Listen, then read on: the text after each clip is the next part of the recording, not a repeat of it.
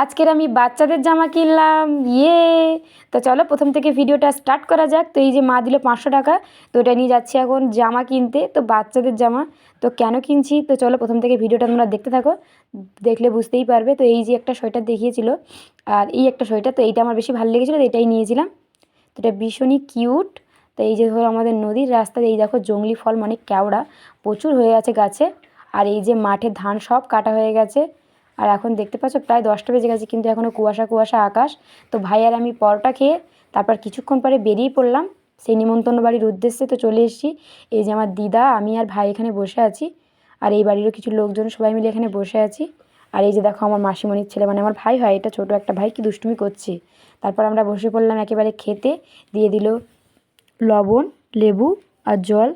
তারপর চলে আসলো ভাত, আর এটা হয়েছিল পোস্ত দিয়ে আলু ভাজা। তো লেবু চিপে খেলাম, দারুণ লাগছিলো। এটা মুড়ি ঘন্ট ডাল, বেশ কিন্তু ভালো লাগছিলো। তারপর দিল এইটা হচ্ছে সর্ষে দিয়ে আর ধনেপাতা দিয়ে একটা মাছের তরকারি আর কুমড়োর ঘন্টও ছিল। আর তারপর ছিল মাংস আর স্যালাড দিয়ে দিল। তো মাংসটা আমি আবারও লেবু চিপে খেয়ে নিলাম। তারপর ছিল পাঁপড়।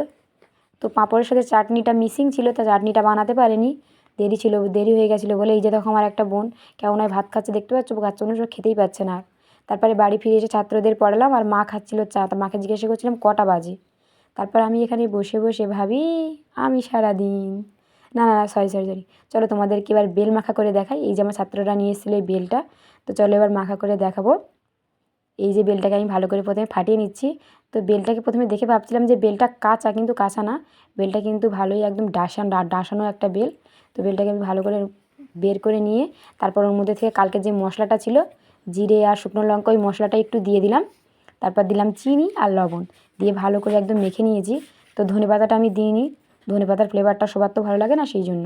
তো তারপর বেলটাকে আবার এর মধ্যে ভরে নিয়ে, তো চলো এবার উপরে যাওয়া যাক। এই যে আমার ছোটো ছোটো বাচ্চারা, তো ওদেরকে দিলাম, ওরা খেয়ে বললো বেশ ভালো লেগেছে দিদি, দেখো কেমন রিয়াকশান দিচ্ছে।